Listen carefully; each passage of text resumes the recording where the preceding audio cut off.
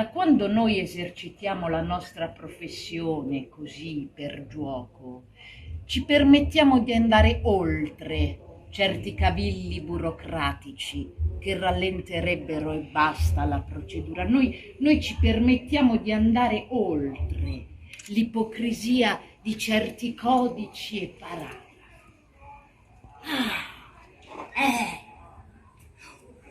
Oltre la burocrazia.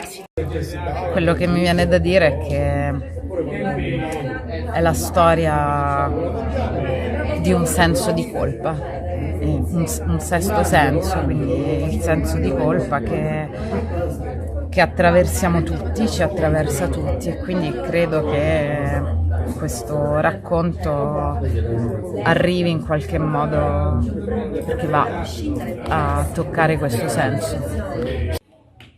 E così mi è capitato di tanto in tanto di consolarla sul canapè di casa Gicassi, o come si conviene a questo mondo, sul talamo nuziale.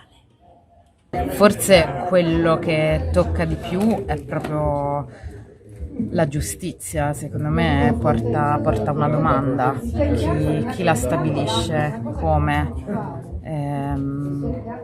quali sono le regole per cui si stabilisce. Esiste una giustizia uguale per tutti, esiste una giustizia degli stati d'animo, dei sentimenti.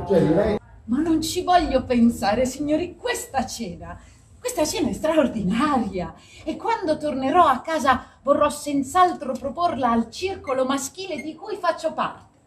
Bene. La maschera è una maschera originale di Ferdinando Falossi, che ringrazio e ringrazierò sempre.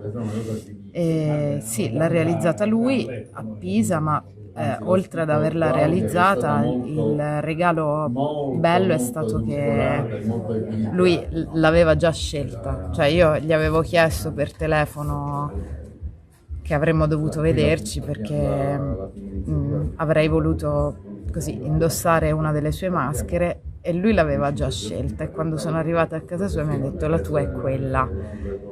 E io allora ho provato tutte le altre prima e poi sì, era quella, e mi rimane sempre questo suo gesto, no? La tua è quella, che mi fa così, lo voglio immaginare, mi fa pensare che lui le maschere le vede già addosso, le sente già addosso.